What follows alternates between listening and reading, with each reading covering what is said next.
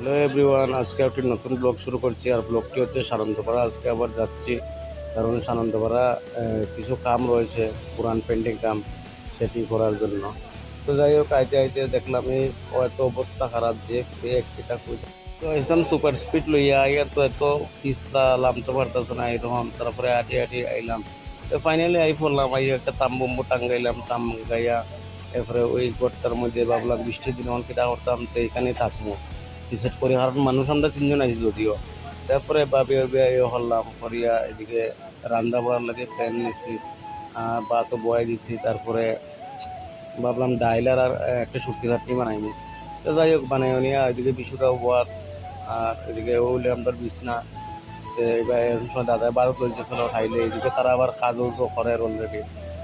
কইলে আমরা তারা একটু দেখাইলি আজকে আমরা কাজ যদিও করছি না, কারণ টায়ার্ড হয়ে আইছি। তারা কাজ টাজ করে দেখলাম। তারপরে ফাইনালি রান্না বান্না হয়ে গেছে, খালি শেষ হইলে তারা কাজ দেখুন আপনারা। তো যারা এখন ডুমবুরে আইবা আশা করি খুব ভালো পাইবে, আরো এক দেড় মাসে মোটামুটি পুরো কমপ্লিট হয়ে যাব কাজগুলা। আর কাজগুলো হইলে রাস্তাও ঠিক হয়ে যাবে যদিও। তারপরে আইলে এই বলে এখানেই ভিডিও শেষ করছি আমার। ধন্যবাদ সবাইকে, ভালো থাকবেন।